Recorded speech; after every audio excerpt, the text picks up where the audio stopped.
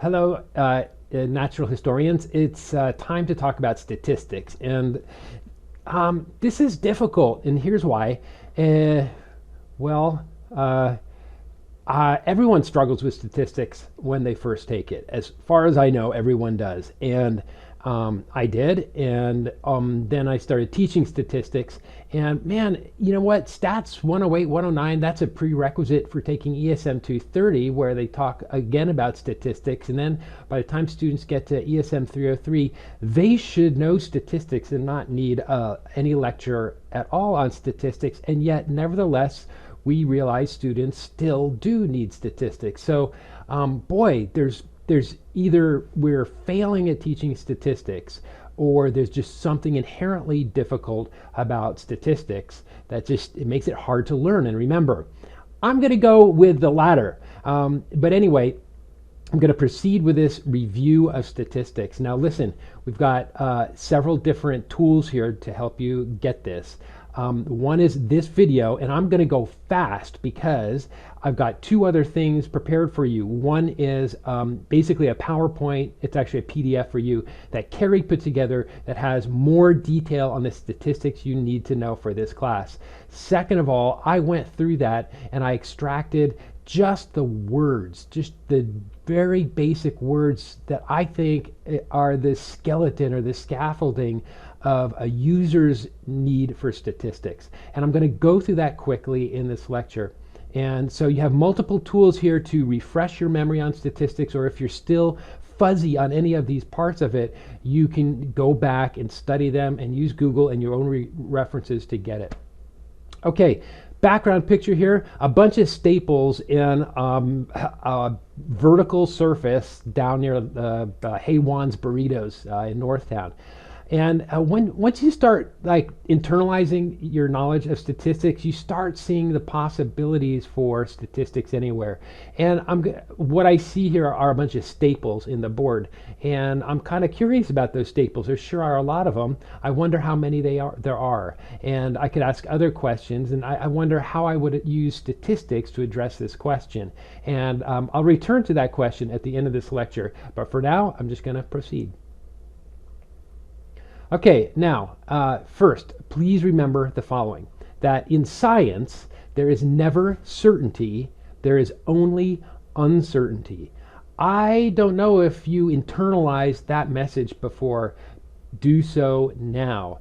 Anytime you hear a statement that there is X many or X much something in the world, it's a lie. Nobody knows how much or of anything there is anywhere if it's not a census, if it's a large number. Large numbers are big things like the amount of carbon emitted every year by people, the number of swallows that are returning from Mexico every year. Those large numbers, there's no certainty in what those numbers are. There's only uncertainty. Well, and that's like counterintuitive because I thought we went to science to get the truth. No, we go to science to reduce our uncertainty and therefore get closer to the truth. How we do that? Well, we want to quantify uncertainty and somehow corral the truth. And here's how. Well, I'm not going to give you a full rundown on how to do that because that's all sampling and statistics stuff you've already had and you're going to do this year in your RES projects. But just a reminder that variation is an attribute of practically everything. Do I have some examples here? Yeah. First of all, there's the variation that is inherent in nature.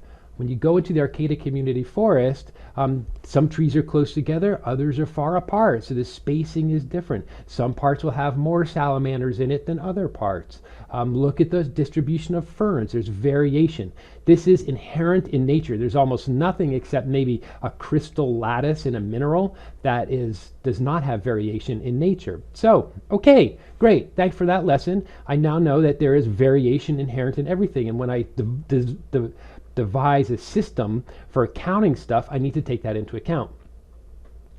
Then also there is the variation that comes with experimental error. Since everything we know about the natural world scientifically comes from some sort of experiment such as sampling, we have to acknowledge that there is variation associated with, we will make errors in our experiments. There's no getting around it. Nothing is perfect. Okay, so there's two kinds of variation, the true variation nature, and then the variation we've added to it by our goofing in our sampling. So what we do is we minimize the latter. We try to minimize experimental error. And as you know, technologically, we're always trying to get a better instrument for measuring temperature or distance or whatever.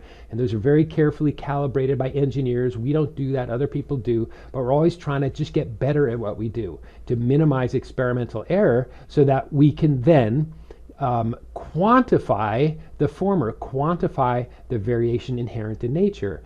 And once we've quantified the variation in nature, then we've got the truth on the run. We've got it corralled. We know where the truth is, someplace in there.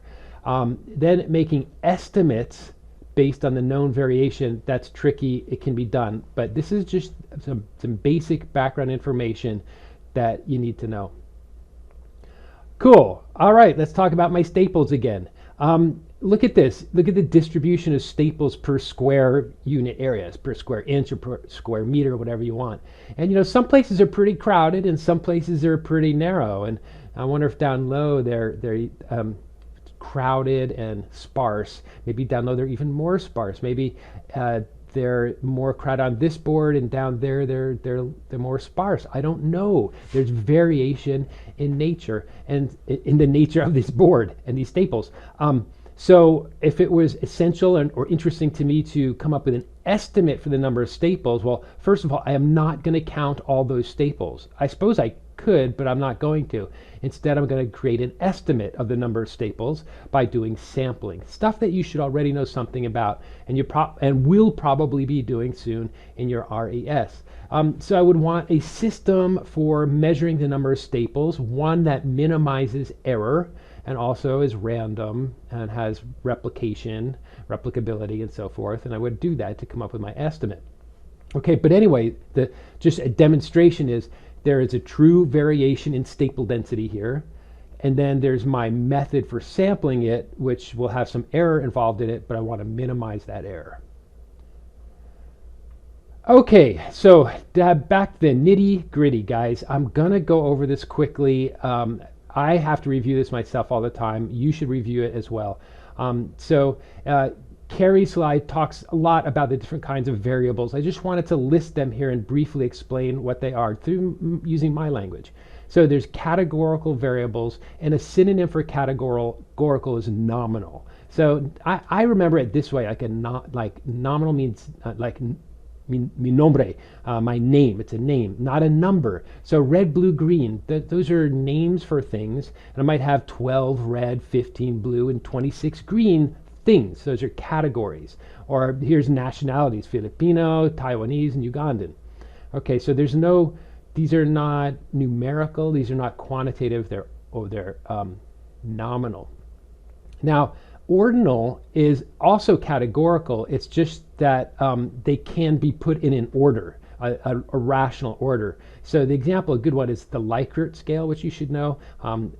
Your opinion on how much you like pizza, from 0, I hate it, to 5, I live for it. So there's an order of how much liking there is. But there's no 1.5, there's no 2.5s, you can't do that. You don't really know the distance. What is the distance between a 1 and a 2? That's not measurable. So ordinal is a type of categorical, but it's got a logical order to it, whereas categorical has no logical order to it. So these two should go together. You should understand the difference between them. An interval is a numerical value, numerical values with equal intervals along a scale. You know the distance between the marks on the scale. The values can include 0 and negative numbers. So interval is your friend, the measuring stick, or a thermometer. You can have a value of 0 if you're measuring something. It has no length at all. Oh, actually, that's not right. That wouldn't work because there's no such thing as being negative tall. Well, let's stick with thermometers then. So thermometer readings are pretty good numerical values, with one exception, because in centigrade and Fahrenheit you can have negative numbers. The reason I'm talking about negative numbers is because that's how you distinguish interval from ratio. Ratio is the same as interval, but 0 is the starting point. There's no such thing as a negative number. An example there is height. There's no such thing as a negative height. You're either 0 or taller. You can't be at negative height. Okay, whereas interval is other kind of numerical values. Okay, 1, 2, 3, 4. So statistically, where this becomes important, especially, is when you come to categorical or ordinal variables. And for these, usually the statistical test you're going to use to test these is a chi-square test. That's kind of why, well, we're putting them out here just because when you start measuring things for your RES, you gotta have to think of what kind of variable you're dealing with.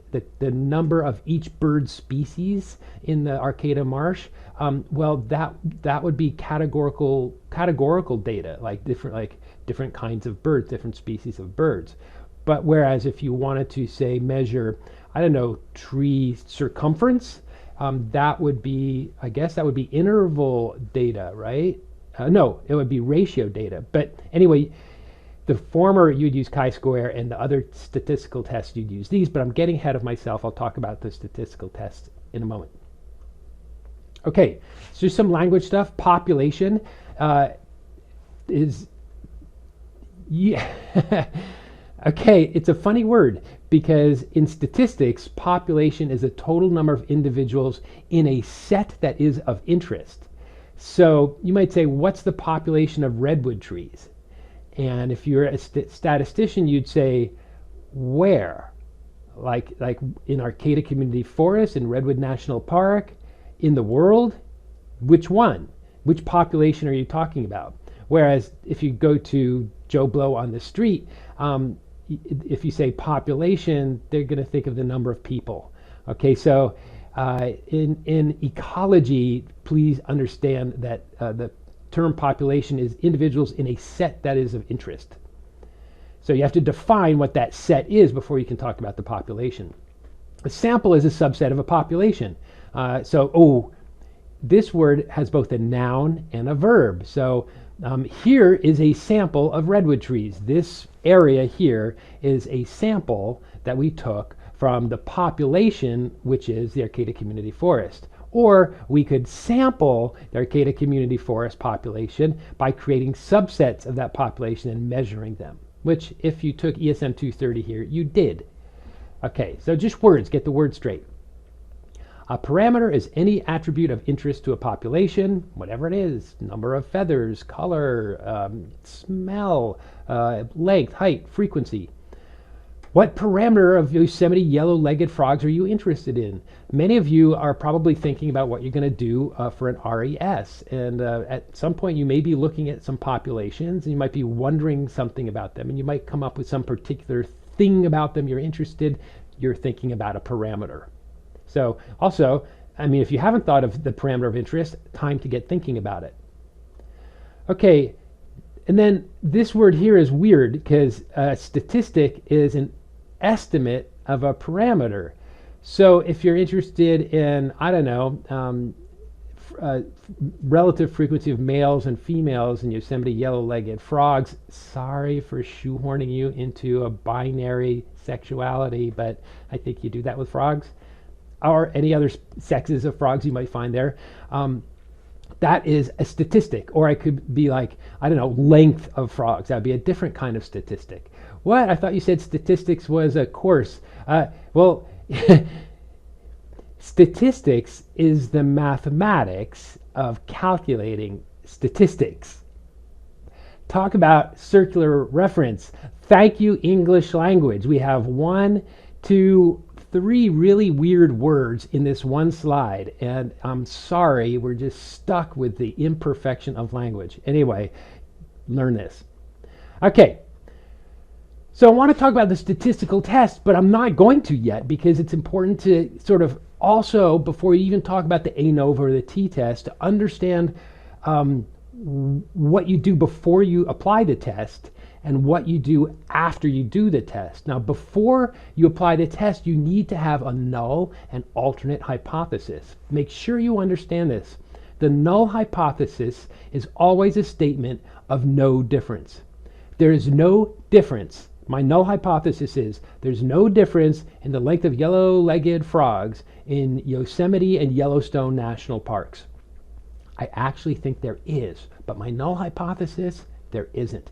All the statistical tests are designed to prove, well, support or reject the null hypothesis. The alternative is always the exact opposite. It's not like Yosemite frogs will have wider nostrils, and the null hypothesis is there's no difference in length. No. If the null hypothesis is there's no difference, then the alternate is there is a difference. Okay, there either is or isn't a difference. There isn't a difference is null. There is a difference is the alternate hypothesis. Make sure you get that. Then you run your test, gobbledygook. In the end, there's a p-value. What is the p-value? Well, I'm going to link for you a different lecture on what the p-value is. It is the definition of a p-value does not stick very well in the human brain. That is my conclusion after teaching this and struggling with this myself for many years. So I developed a YouTube video on this on what the p-value is. I suggest you look at it and review the p-value. Okay. The p-value is tied language-wise to this word called significance. So we talk about significant differences between groups or among groups. So usually you're hypothesizing an alternate hypothesis that there is a significant difference between two groups. And the way you determine whether your data support that or not is through the p-value. And so I put this sentence together, and I should have ended it. I'm going to do it now because I can. Oh no, here it is. Because I'm a language Nazi. Okay, there. Our p-value. Okay, so here's a sentence, and you should copy and paste this into your RES project at the beginning of your discussion section, and then edit it to match your results. You should almost always say something like this. Almost all scientific papers that do sampling, that test a hypothesis, which is pretty much all of them, will have a statement like this in the conclusion. Our p-value is, and you quote the number, 0.0003 or 0.4, and that's either above or below 0.05, which is the same thing as 5%. Therefore, we either reject or fail to reject our null hypothesis. And we conclude that there is or there is not a significant difference or association between among our populations or our variable. Okay, so I put a lot of alternate phrasing in here, but you pretty much, this sentence should work for you after you edit it. Remember, a p-value below 0.05 means you reject your null hypothesis. Yay, there is a difference is your conclusion.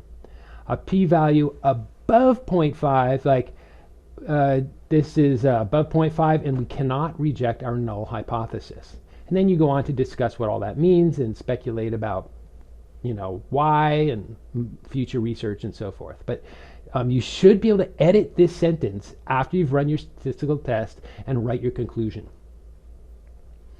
Why is 0.05 a magic number? That should be described in that other video I'm going to link to you for you.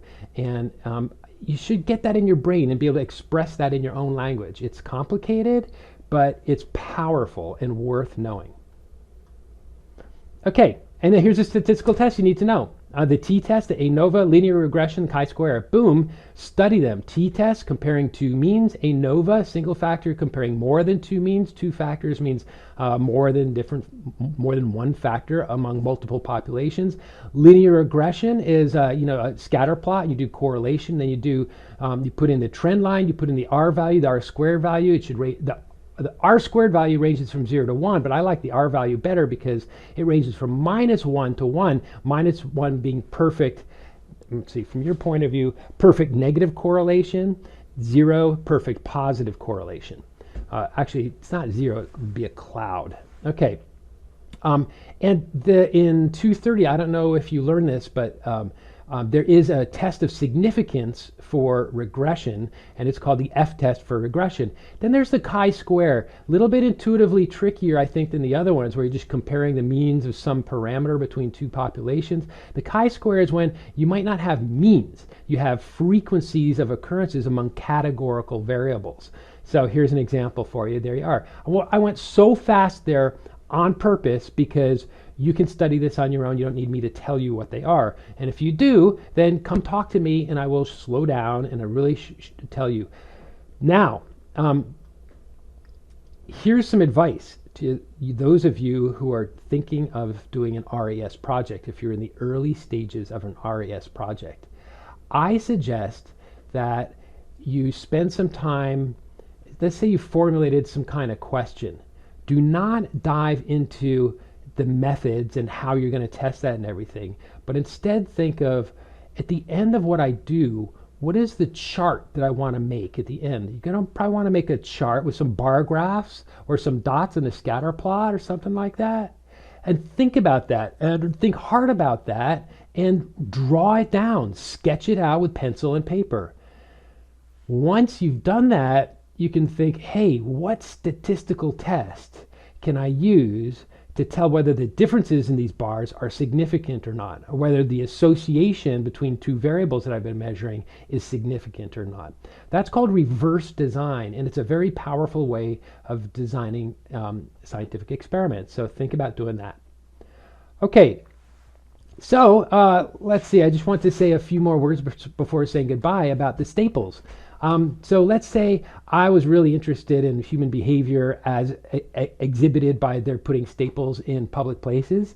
And let's say all around a town, there were different places where people were putting staples. And I wanted to know if they're all, like, some people put more staples in some places than others. My alternative hypothesis is that there is a difference in the frequency or the density of staples done in areas downtown versus towards the outskirts of town, or near H Street or going away from H Street. So I would identify a number of different places, and then I would want to sample this. So my parameter is going to be staples per square meter. And my statistic, I'm going to compare just the means of two populations. You know what? My first population is going to be the population here. And if I had another board somewhere, if I did two boards, I would do the ANOVA test. I'm sorry, the T-test. If I had multiple boards, that would be the ANOVA. If I was testing both staple density and also staple age, that's two different parameters. That would be two-factor ANOVA. If I was going to test the frequency of staples and the frequency of flyers, I don't know. I'm trying to dream up of a chi-square test and I can't do it on the fly. But that's enough. Okay, so that's a quick review, 23 minutes. That's all. Do this. You've got other resources available to you to review on statistics. Do it now. Also review back this stuff later when you get to doing your own statistics in your RES. Okay, thank you. Goodbye.